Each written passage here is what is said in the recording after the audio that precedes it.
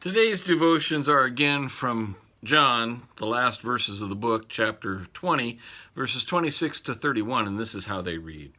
8 days later, his disciples were inside again, and Thomas was with them.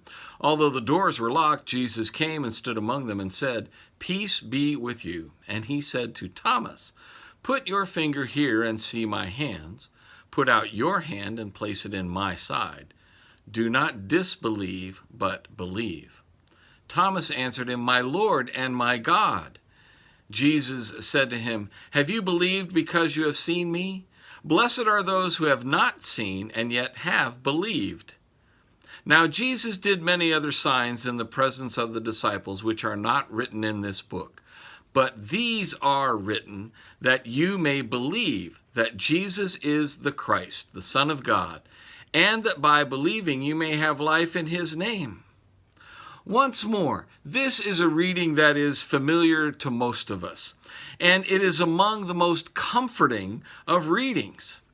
John's juxtaposition of Jesus and Thomas's conversation with John's own final admonition paint a vivid, life-changing picture for us.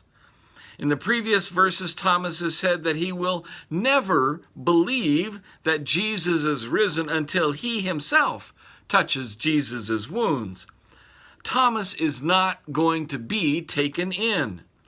And that in itself should tell us that belief is not an easy thing. Simple, yes, but not easy.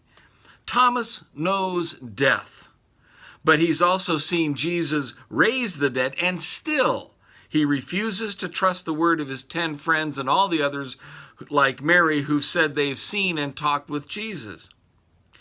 Then this episode where Jesus meets Thomas's demands and does so using Thomas's own words of requirement for belief, to which Thomas utters for us those familiar words, "My Lord and my God." And then Jesus speaks of those who believe and yet have not seen, as Thomas has seen. Thomas is the witness we would all like to be. Then John's final words open the door to faith for us and for the world. Jesus has just said, "Blessed are those who have not seen and yet have believed." And then John tells us that what he's written about the words and works of Jesus is done with the purpose of belief in Jesus. That Jesus is indeed the one sent by God who is God in the flesh. And he is the one, the only one whose name alone gives life. That life comes through trust in the name of Jesus. Yes, we understand it is simple, but like Thomas, there are many who will refuse, deny, and reject Jesus simply because they have not seen for themselves. And yet, here we have Thomas, the witness, who answers that very need. And John's words then make clear that trust in Jesus, in the name of the crucified and risen Lord and God, as Thomas has identified him, is what grants life.